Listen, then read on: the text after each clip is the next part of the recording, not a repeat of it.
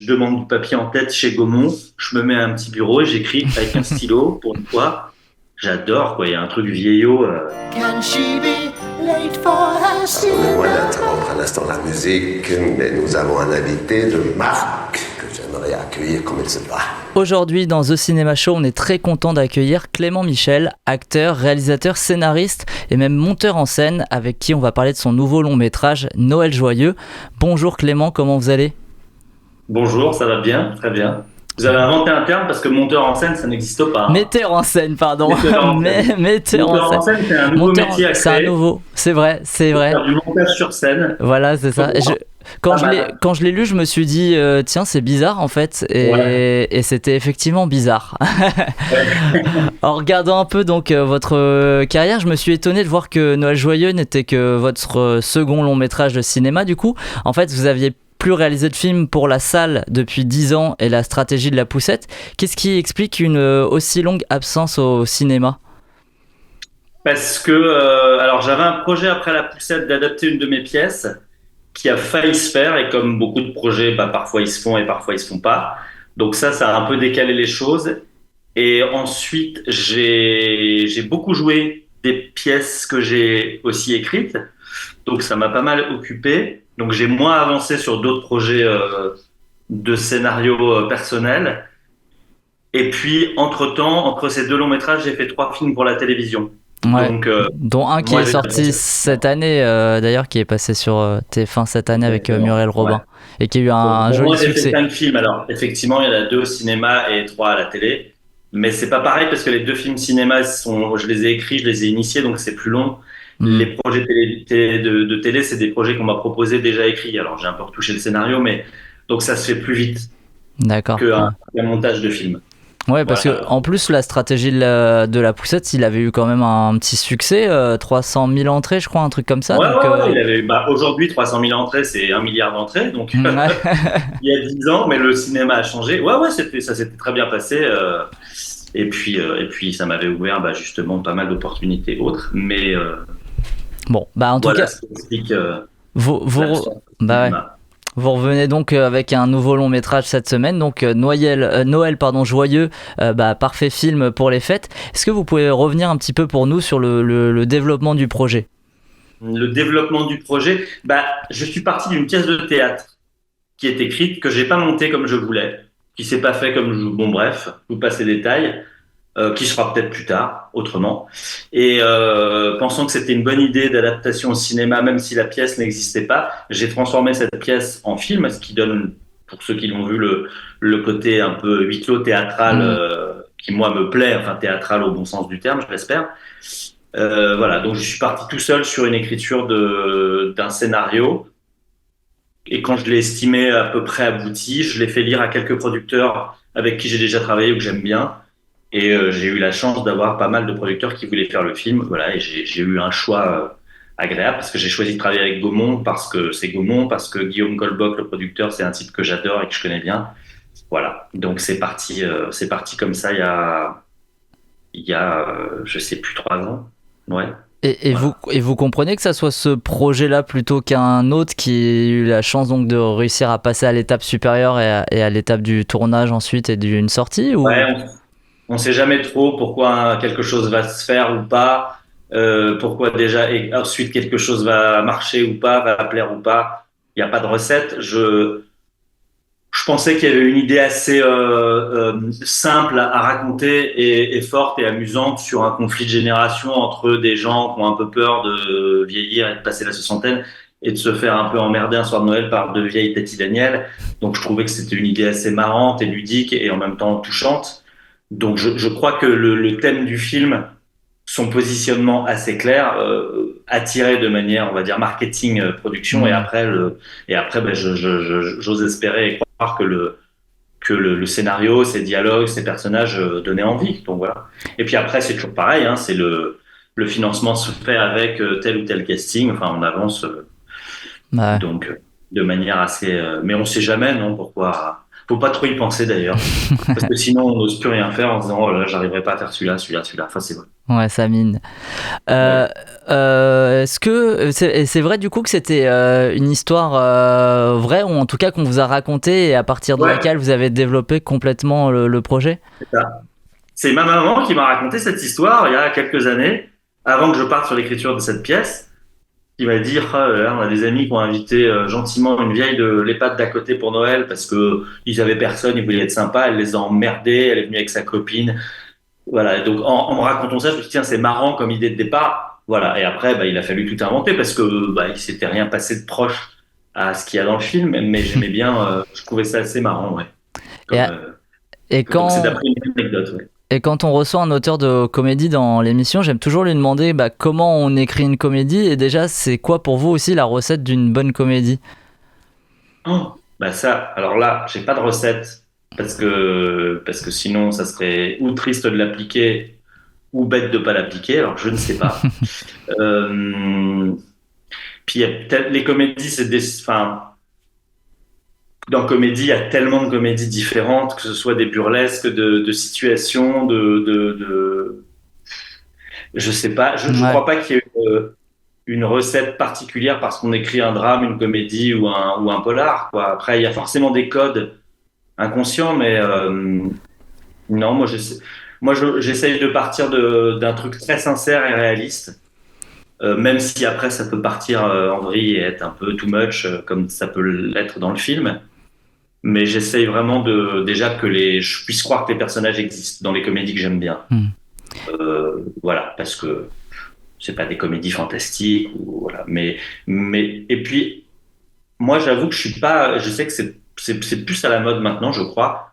Il y a une espèce de dictature du mot van qui, moi, m'agace un peu parce que j'aime bien, hein, mais je trouve que ça veut rien dire parce que parfois j'entends, il y a plein de vannes dans ce film.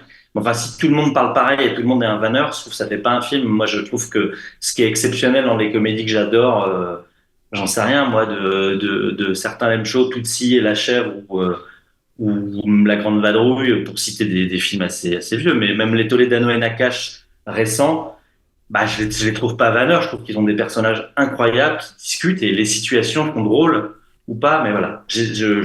Après, ça, c'est une question Ouais. de goût, hein. C'est le côté, le sens de la punchline, tout ça qui vous intéresse Non, mais moins, quoi. c'est bien, c'est important. Moi, j'adore ça. J'essaye d'en Ouais. mettre. J'aime bien qu'on puisse retenir une réplique. J'adore ça dans les films en spectateur. Mais je me méfie du. Il faut que ce soit ancré dans un truc réel avec des situations et des personnages qui semblent à peu près vivants, quoi. Enfin, qui existent. Et ce projet-là, vous l'avez écrit seul. Comment il Oui. s'est déroulé du coup ce travail d'écriture? Parce que j'imagine aussi, après c'est peut-être un a priori de ma part, mais sur une comédie, c'est bien s'il y a quelqu'un qui peut aussi l'écouter pour pour donner des retours, pour dire si ça fonctionne, si cette situation-là fonctionne aussi. Est-ce que en étant seul, on se prive de ça, ou on arrive quand même à avoir ce recul? On essaye de l'avoir un temps, ou en tout cas, on essaye d'être très égocentrique ou narcissique, c'est-à-dire d'être un peu Dieu et se dire ça me fait beaucoup rire, donc c'est très drôle. C'est-à-dire ça, c'est l'étape pour avoir confiance en soi, comme un sportif qui dit c'est moi qui vais gagner le match, c'est super. Mais ensuite, il faut pas être dans le. Effectivement, moi j'ai l'expérience avec le théâtre de partager sur scène avec un metteur en scène quand j'écris mes pièces, tout ça. J'ai été beaucoup accompagné par le producteur Guillaume Colboc, qui était pas seulement un lecteur pour dire ça j'aime bien ou pas, mais qui m'a, bon, alors on fabriquait le film ensemble, celui qu'on avait envie de voir et de faire. Donc pas seulement sur est-ce que c'est drôle ou pas, mais de savoir si on a tiré le maximum des situations, de savoir, ouais. Oui, parfois il y a des gens qui ne peuvent pas écrire sans être en binôme ou à trois pour justement jouer au ping-pong sans arrêt. Ça m'est arrivé, j'aime bien, et puis je suis partagé. Parfois, j'aime bien aussi être tout seul, ça dépend. Ouais. Ce qui est difficile tout seul, c'est un peu, c'est de s'y mettre, quoi. Et alors, Mais, ouais. et alors du Et puis coup, après, il y a la phase, oui. une fois alors il faut en général avoir plutôt séduit les comédiens. Mais après, c'est bien la relecture d'un scénario avec les comédiens qui s'approprient le texte, qui se mettent à connaître vos personnages mieux que vous, et qui peuvent avoir des très bons retours de dire ça, à mon avis, c'est pas génial, ça. Et puis après, il faut tenir un cap, hein. Bah, on reviendra sur ce travail avec les comédiens. Je voulais juste finir aussi sur la pré-production en parlant du titre. J'ai vu qu'à la base il s'appelait La tête à l'envers. Est-ce que c'était la pièce de théâtre qui s'appelait comme projet, ça? Ça c'est Non. un autre projet, d'accord. Ah ouais. Ok. Ah ouais, non, c'était un autre projet avec le même producteur, mais avant qu'il soit chez Gaumont, ça c'est quelque chose qu'on m'avait proposé de réécrire. Non, Ok. non, c'est vraiment un projet Très qui a bien. disparu et sur lequel on n'a pas travaillé longtemps. Mais non, il s'est toujours appelé Noël Joyeux le film. Ok. Et pourquoi du coup tout de suite, parce que ça avait, ok, voilà, bah c'est les fêtes et c'est ce petit jeu de mots du coup avec l'inversion des mots. Ouais, aussi bête que ça. Les titres, c'est mystérieux, hein. Soit ça vient tout seul, je dis pas que c'est bien ou pas bien, soit on les cherche longtemps. Celui-ci, avant de savoir ce que j'allais écrire, je me suis dit, bah, ça s'appellera pas Joyeux Noël, donc autant l'appeler Noël Joyeux. C'est déjà le bazar si c'est à l'envers, et c'est une promesse de se dire, tiens, pourquoi? Pas parce que ça va se passer pas comme d'habitude. Et voilà. Donc, Très le bien. titre s'est imposé être très naturel. Et alors, comme son nom l'indique, du coup, c'est un film qui se passe donc à Noël, c'est un film de Noël. Et le film de Noël, c'est pas spécialement un genre français, même si on a un de ces fleurons qui reste, hein, Le Père Noël est une ordure. Vous, qu'est-ce qui vous a attiré dans la réalisation d'un film de Noël? Bah, en fait, moi, ce qui m'a attiré, c'est que cette anecdote et cette histoire se passait à Noël. Donc, je me suis dit, donc, je vais écrire un film qui se passe à Noël. Pas forcément un film de Noël, mais c'est vrai que les films qui se passent à Noël deviennent des films de Noël. C'est marrant parce que Piège de cristal, c'est pas un film de Noël, mais c'est un film qui se passe à Noël. Du coup, ça devient un film de Noël. C'est un chef-d'œuvre. Le Père Noël, évidemment. Voilà. Donc, j'ai pas d'intérêt ou d'appétence ou de particulière en me disant j'ai envie de faire un film de Noël. Il y a des gens qui adorent ça. Moi, j'adore les films dont je viens de vous parler. Le Père Noël est une ordure. Ouah, c'est un des plus grands films du monde, ça c'est sûr. Enfin, mais voilà, moi cette anecdote se passait à Noël, donc c'est devenu un film de Noël. Je me suis dit tiens c'est marrant. Et effectivement, c'est peut-être aussi ce qui a attiré les producteurs et puis les gens, c'est de dire mais c'est marrant parce que c'est pas un genre français. Alors c'est casse-gueule. Est-ce qu'on le fait, est-ce qu'on le fait pas? C'est effectivement les Américains en font 30 par an. Après c'est souvent, je tombe pas dessus, mais quand c'est les mauvais téléfilms de Noël, waouh, enfin, c'est difficile de dépasser la deuxième minute. Mais bon, voilà.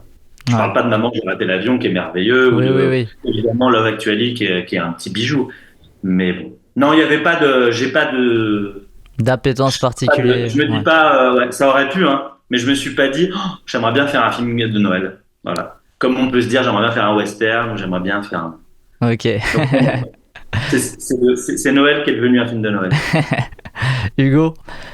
Oui, bah moi je me posais la question, est-ce qu'il y avait une volonté de célébrer le Noël un peu plus traditionnel dans le film avec le repas, ou plutôt au contraire d'ouvrir les portes vers d'autres manières de fêter Noël?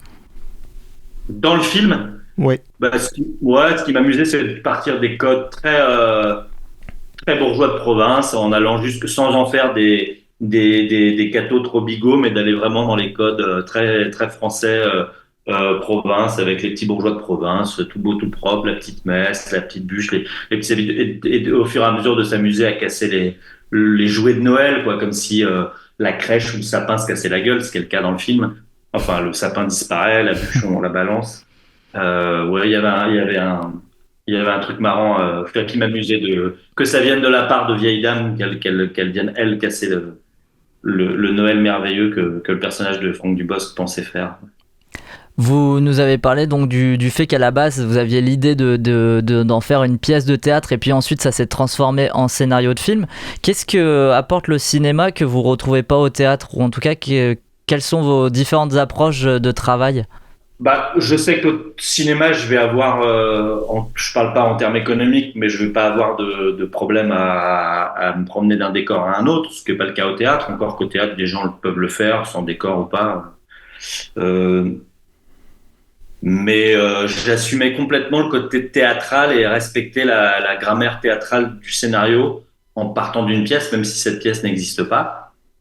Parce que c'était pour moi pas un défaut. Il y a des films qui sont des huis clos adaptés ou pas de pièces que j'adore et que je trouve pas. Enfin, je trouve que théâtral c'est un mot péjoratif. C'est comme si on avait juste filmé la pièce. Non, ça m'amusait moi. Après, qu'est-ce que ça m'offrait? Bah, dans la pièce. Évidemment qu'il n'y avait pas toute cette fin qui se passe à la maison de retraite. Ça, c'est un truc que je me suis dit très vite. Je peux avoir une sortie un peu flamboyante, un peu émouvante. qui auraient été peut-être au théâtre différentes, enfin dans voilà, des choses comme ça. Mais et puis s'amuser à. J'aime bien la petite promenade dans les maisons de retraite dans le film. J'aime bien le côté un petit peu bizarre quand Franck Dubos se promène. Et puis Oui, ça joue sur les codes de l'horreur même dans ouais, cette parce que scène-là. j'adore ça, ouais. Oui, un petit peu, ouais. J'avais poussé un peu le curseur plus fort au premier montage, même en musique et tout, mais en fait, ça devenait presque premier degré flippant. Et comme c'est pas une comédie d'horreur, je me suis dit, mais ça va être décevant si ça devient pas une comédie d'horreur, puisque je veux dire, ça aurait été, si vous avez vu le film, le moment où il fantasme, qui butine des vieilles. Si Oui. j'étais allé là-dedans pour de vrai, bon, bah, je me serais permis de me dire, en fait, ça devient, ce qui est le cas du Père Noël, où il tue vraiment le plombier, donc. Mais oui, j'aime bien ces codes-là parce que j'adore les films de genre. J'adore ça. Et donc Et les comédies d'horreur, c'est un genre qui m'exciterait, mais je trouve ça tellement dur et je sais pas comment on fait ça. Voilà. Bon, en Genre tout cas, Shaun of the Dead, voilà, c'est un chef-d'œuvre. vous en rapprochez par moment, effectivement, avec la scène dans la maison de retraite Ouais. et puis la scène dont vous nous parlez aussi, où voilà, Franck Dubosc s'imagine tuer l'une des deux vieilles et il y a du sang qui gicle de partout. C'est assez surprenant de voir ça dans votre film, surtout quand on voit l'affiche, on s'attend pas forcément aussi Ouais, à ouais. ces traits-là. Ouais. Bah, ça m'amusait de surprendre. J'aime bien les réactions dans la salle. Ça dure pas longtemps, mais les gens qui font non, mais qu'est-ce qui se passe, tu vois. Parce que je me souviens que le producteur, la première fois qu'il a eu le scénario, il s'est vraiment dit ah ouais, c'est vrai qu'il adore les films d'horreur, donc ça y est, on va se transformer en Mad Movies et bon, voilà. Et après, je me suis dit que c'était inconsciemment une référence dans Les Bronzés au planté de bâton où il fantasme Ouais. qui met un grand coup de bâton. Voilà, et en fin de compte, on sait très vite que Jean-Claude Duss fantasme et qu'il ne tuera pas son prof de ski. Mais ça m'amusait de le faire grand guignol, mais très réaliste. Mm. Qu'au moment où on le voit, on puisse se dire waouh, c'est dégueulasse, qu'est-ce qu'il fait? Il est fou. Ouais, ouais. Il n'est pas un clin d'œil, voilà. Ça dure pas longtemps. On est très vite rassuré pour la santé du personnage du jeune, Et mais vous en parliez sur du coup la scène de la maison de retraite. Ce dosage-là, en fait, vous réussissez à le trouver donc ensuite au montage. Vous n'êtes pas encore sûr de vous sur le tournage. je suis enfin non, je suis sûr de rien. Ça, c'est une constance chez moi. Enfin voilà, mais je suis quand même confiant.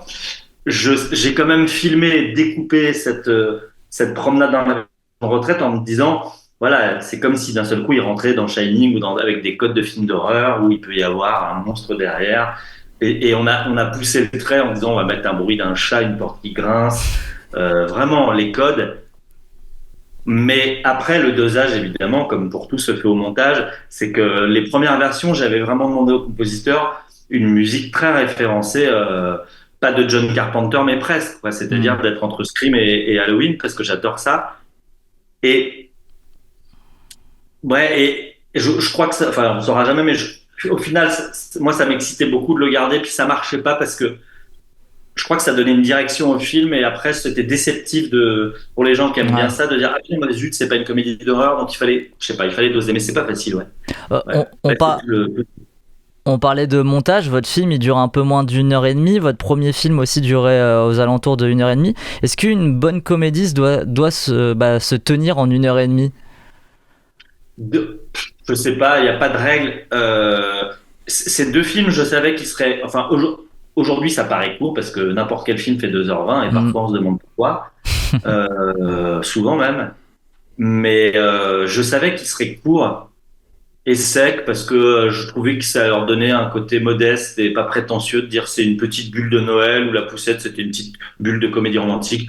Vous l'aimez pas, bah, chacun en pense ce qu'il veut, mais moi j'ai pas de quoi raconter plus qu'1h30 dans les deux films. J'ai pas de quoi, c'est parce que j'ai pas. Après, c'est vrai que mes pièces de théâtre durent en général 1h25, mais en fait c'est le sujet, je crois que c'est l'histoire d'un seul coup qui. Mais il y a une phrase très culte pour faire le vieil historien du cinéma que je ne suis pas. Je crois qu'elle est de Billy Wilder ou de Howard Hawks, donc c'est pas n'importe qui dit que dans une comédie, au-delà de 90 minutes, chaque minute compte double.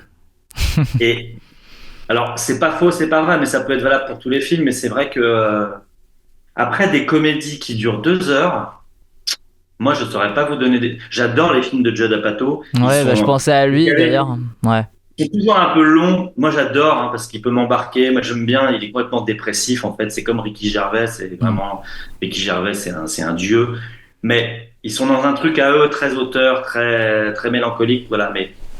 Mais si je pense aux comédies sublimes, le Dîner de con, ça dure 1 heure et quart. C'est une Mm. machine de guerre. Le Père Noël, je crois que ça dure 1 heure et demie. La Chèvre, Tootsie, certains l'aiment chaud. Ouais, même au théâtre, j'y vais quand même beaucoup. En tout cas, oui, je savais que ces films-là, le premier montage de Noël joyeux, où vous mettez tout, où ça ressemble à rien, où c'est un gros gâteau un peu qui dure, je sais pas, 1 h 44. Donc je sais Ah oui. que, voilà, je sais que je vais être bien. Oui, oui, ça va. Il y a Premier pas montage, non j'aurais fait plus. 1 h 20, j'aurais été inquiet, j'aurais dit, mon film va durer 1 heure. J'ai regardé des films de Dupieux, dure pas, Yannick, c'est génial, ça dure 1 h 04. Ouais. Moi, je suis pas spectateur en me disant, dis donc, j'en ai pas pour mon argent, en fait. Moi, j'en ai Mm. pour mon argent, mon plaisir, ça dépend de. Ah, je vais pas aller voir un film au cinéma qui dure 25 minutes. Pour le principe, ça va être bizarre. Mais bon. Vous avez vu, je fais des réponses très longues, hein, faut me couper. Ah, Hein. mais nous, on adore, on prend le temps. Hein. Après, c'est surtout Non, pour mais vous. ouais, avec Hein. plaisir. Non, mais c'est Mais, bien, vous avez des ouais. vraies questions sympas, intéressantes et pas de promo, quoi, Ah de bah, gens passionnés qui regardent les films et qui s'intéressent. C'est vraiment très agréable. Bravo. bah merci, c'est gentil à vous. Alors, mais pour revenir donc au casting, moi je trouve que si votre film fonctionne aussi bien aussi, c'est grâce à ses interprètes. Est-ce que vous pouvez nous parler de comment s'est élaboré donc ce casting? Est-ce que vous aviez les noms de Franck Dubosc, Emmanuel DeVos directement en tête? En écrivant, j'ai aucun nom en tête. J'ai des archétypes de comédiennes et comédiens que j'aime bien. J'y pense pas trop pour essayer de pas faire du sur-mesure, sachant que je ne connais pas ces gens-là et qui vont me dire peut-être je peux pas ou je veux pas. Donc je voudrais pas que le scénario on dise ah ben je l'ai écrit pour un tel, il veut pas, bon bah poubelle, non. Parce qu'en plus c'est l'histoire du cinéma, je veux dire à moins, je sais bien que quand Scorsese travaille avec Caprio ça va se faire. Bon bah Mm. j'ai pas la chance de les connaître, mais au théâtre j'ai pu, sachant que j'allais jouer dans mes pièces et que j'ai un peu une bande, j'ai pu sans écrire sur mesure me dire ça va être super d'avoir telle actrice ou tel acteur dans parce que voilà. Donc non Ah, j'ai vu moi que. j'avais en tête des personnages un peu plus âgés au départ pour être très franc, plutôt D'accord. 70 ans et puis je trouvais pas et j'ai rajeuni un petit peu en me disant je trouverais plus facilement alors des très jeunes grands-parents. Alors je vais vexer les acteurs à qui je propose. Et ben voilà, ils ont quand même accepté. Et ensuite, on a parlé de Franck avec Gaumont parce qu'il travaille beaucoup avec Gaumont et que je me suis dit c'est marrant.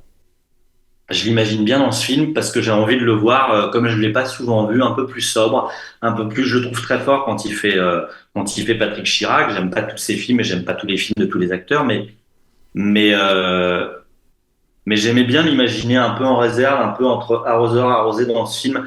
C'est lui qui a foutu le bazar, il va se le prendre. C'est pas lui qui crée la comédie, c'est lui qui la reçoit. Et que ce soit plus Emmanuel DeVos et les deux vieilles dames. Et quand on a eu l'accord de Franck assez vite, pour le coup, je leur ai dit, j'aimerais bien le marier à quelqu'un auquel on pense pas. Bon, moi, Emmanuel DeVos, je suis comme tous les gens qui ont du goût, je la vénère.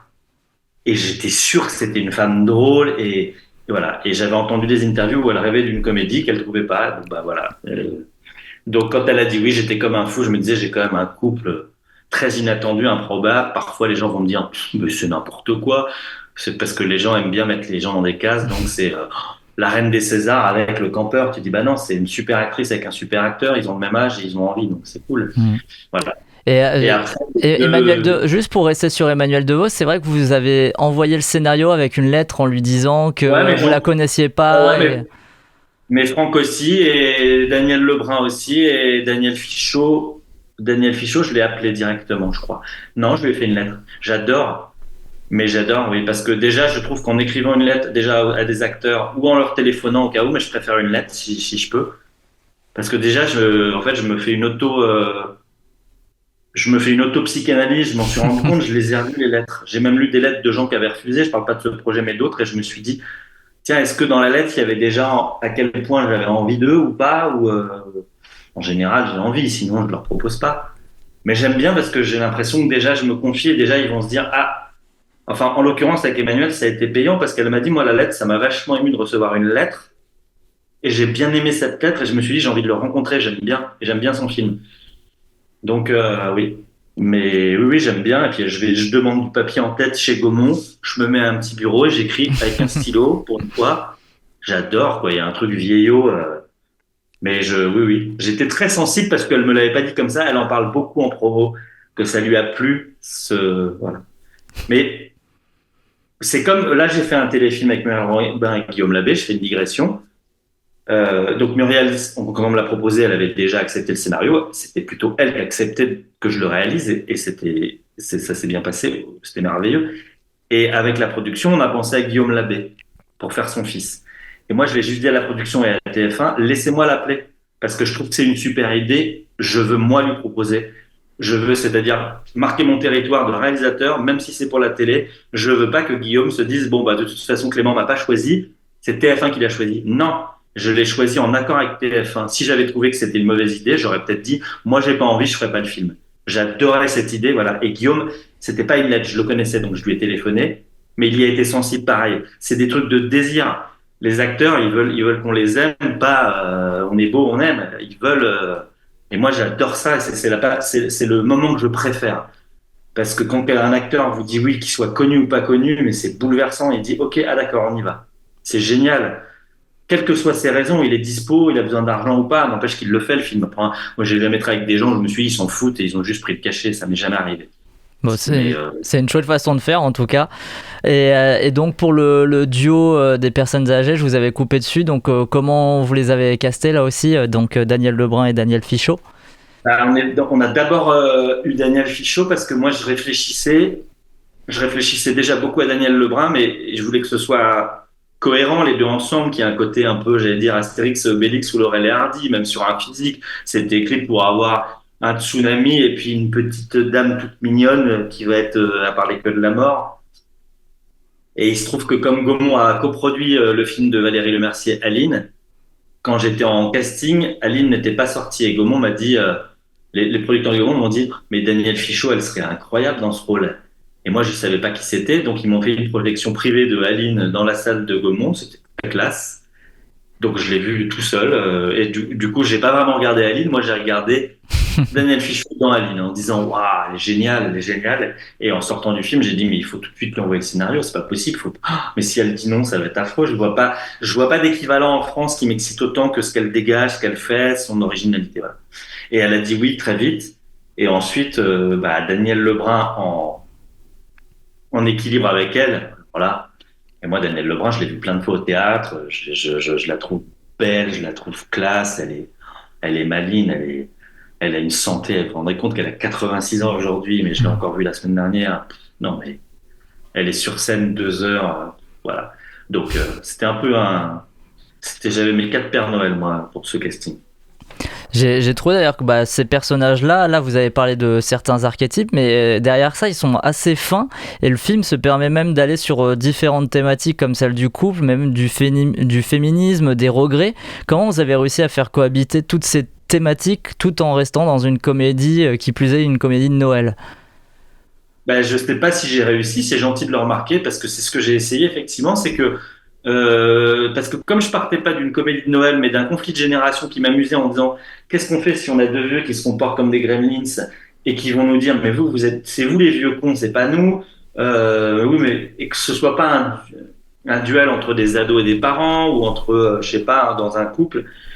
Et après, naturellement, en écrivant, je me suis dit, ça raconte aussi des choses aussi simples que le temps qui passe, la peur de la mort, que inconsciemment, ce couple va se taper ou pas je sais plus comment ça s'appelle, pas un baby blues, mais quand les enfants quittent le foyer et voilà, ce sera pas le sujet, mais il faut que ça raconte ça, il faut que ce soit que cette soirée de Noël révèle des choses et voilà. Et je pensais pas que ce serait que j'irais aussi sincèrement dans le côté émouvant et touchant. Il y a même des gens qui, je crois, me l'ont reproché ou dans certaines critiques ou des retours, et c'est pas grave, de dire oui mais c'est bizarre parce qu'en fait on sait pas si c'est très drôle ou si d'un seul coup c'est trop émouvant.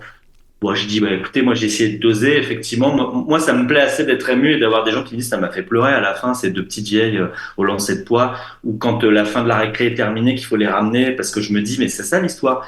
C'est quand même qu'au final, tu passes un bon moment tous les 4 et il y avait un côté, j'aimais bien le cafard du dimanche soir ou la fin de la récré, quoi. Hmm. Ce que ça raconte, ces petites vieilles, elles vont revenir dans cette maison de retraite. Bah, c'est dur, moi, je trouve, quoi. Mais elles seront plus heureuses parce qu'elles auront, il y aura un côté, la communauté de cette maison de retraite sera joyeuse, donc ce sera un Noël festif. Mais voilà, mais j'adore ce mélange-là. Même dans La Poussette, j'aimais bien en comédie romantique être touchant ou pas.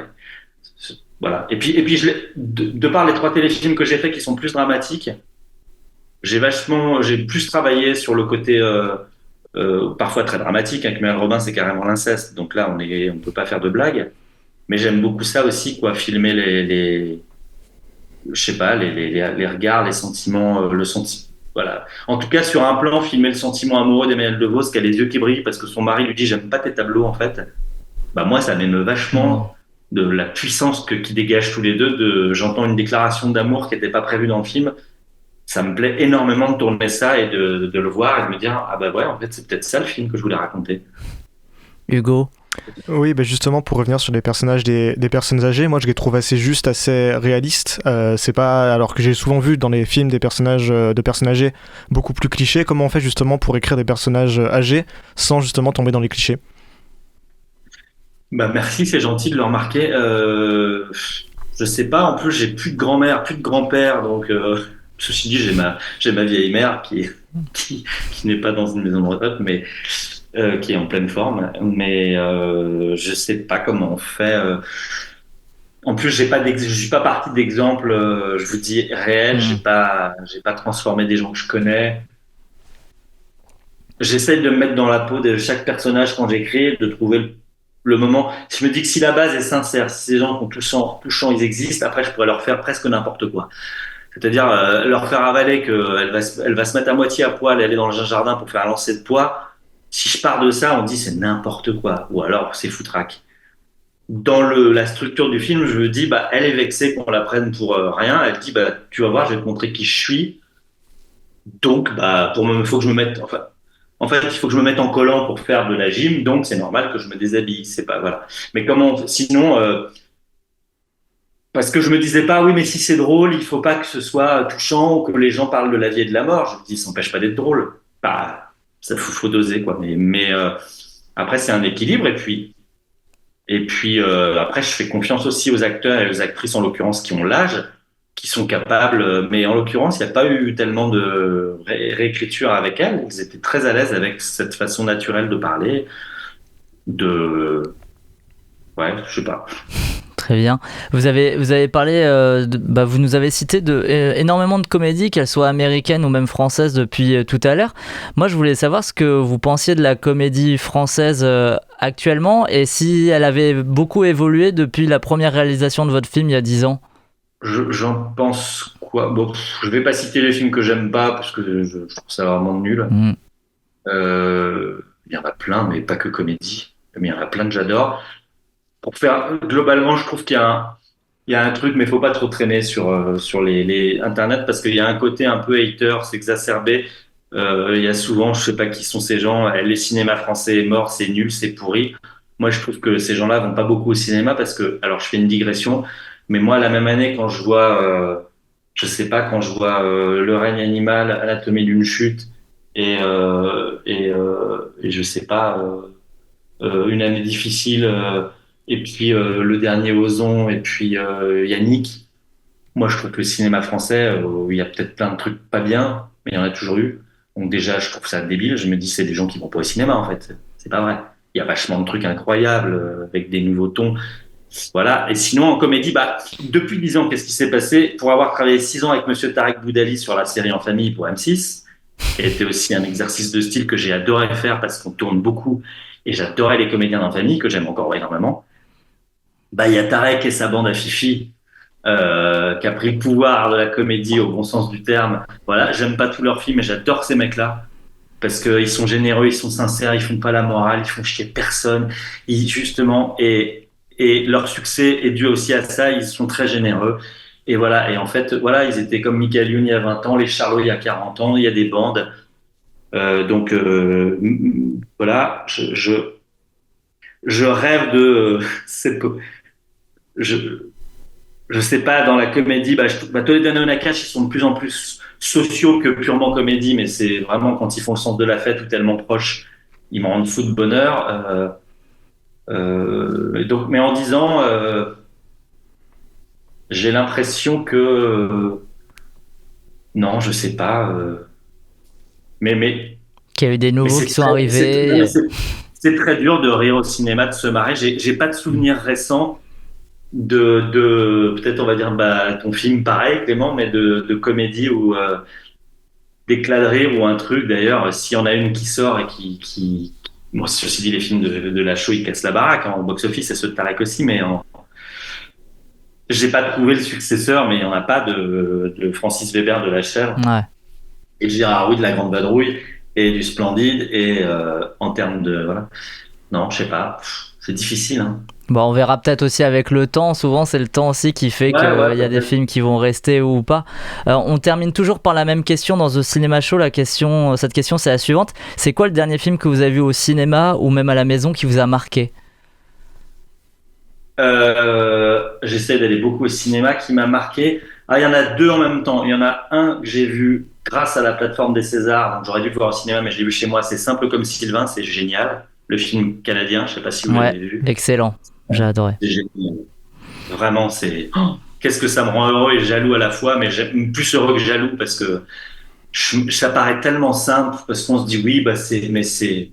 Et sinon, ma grosse. Là, Le règne animal, j'ai vraiment pris une énorme claque de cinéphile. Je suis un fou de cinéma de genre, je l'attendais beaucoup. J'adorais son premier film.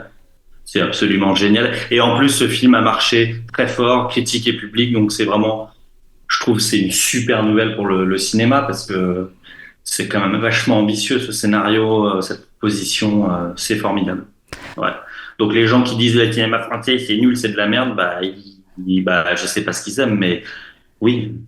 Oui, Et oui. voilà. Je suis d'accord avec vous, c'est vrai qu'il y a eu de belles propositions cette année. D'ailleurs, votre film, on peut lui accoler l'étiquette de comédie populaire. Vous, qu'est-ce que vous pensez de cette étiquette-là ?